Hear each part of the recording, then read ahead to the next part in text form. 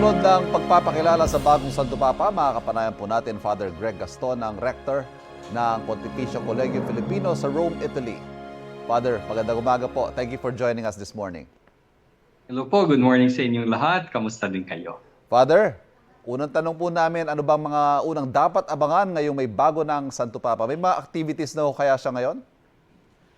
So ayan, no, pasalamat tayo sa lahat ng mga cardinal at of course sa ating bagong Santo Papa. Ngayon ay nile-layout pa lang, although based on past experiences, no, malamang may misa muna siya with the cardinals, sila muna, and then pinaplano kung kailan yung kanyang inaugural mass. Hindi pa natin alam, baka ilang days, no, kasi mag-organize pa lahat, and then darating yung mga heads of states, napakalaking celebration. So, inaantabayanan pa natin yung mga schedules. So, between now at yung inaugural mass po ng ating bagong Santo Papa, posible kaya magpakita siya sa publiko? As of now, wala pa muna yan kasi yan yung first public act niya, kumbaga. Father, ano ho kayang suporta? Of course, may mga expectation sa ating bagong Santo Papa, pero sa panig naman po ng mga mananampalataya at ng Simbahang Katolika, ano ho kaya ang pwede maitulong para sa liderato ng bagong Santo Papa? Palagay ko lahat tayo, no, kung saan man tayo naka-assign, palagay ko kahit Catholic or hindi, no, kasi yung ibig naman ng Panginoon ay para sa lahat, no, yung pagmamahal.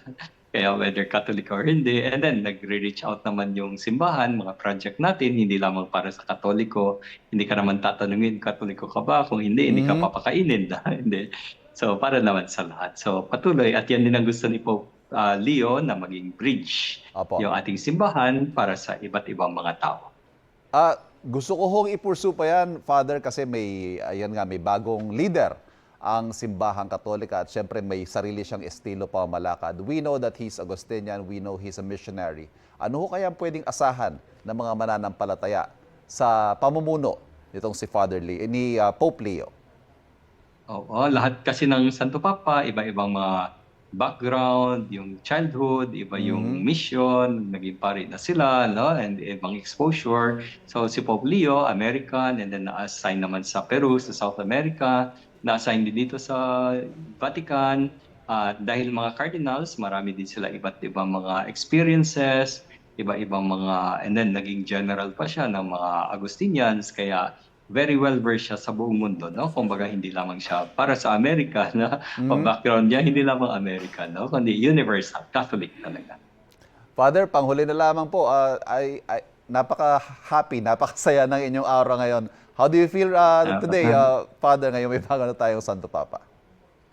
Ayan, no? So, totoo yan nga. Kasi nga, sana lahat tayo ay maging collaborators. Hindi lamang yung cardinals, mga obispo, mga pari, mga padre. Lahat tayo dahil nabinyagan tayo, no? So, maging collaborators tayo ng Santo Papa at patuloy ang misyon ni Jesus. At sa mga hindi Katoliko naman, no? Be assured na si Pope Leo, just like kagaya ng ibang mga popes, no? Ay talagang mahal na mahal ang lahat ng mga tao, mahal na mahal kayo, at sana din naman, no? Pagdasal nyo rin siya.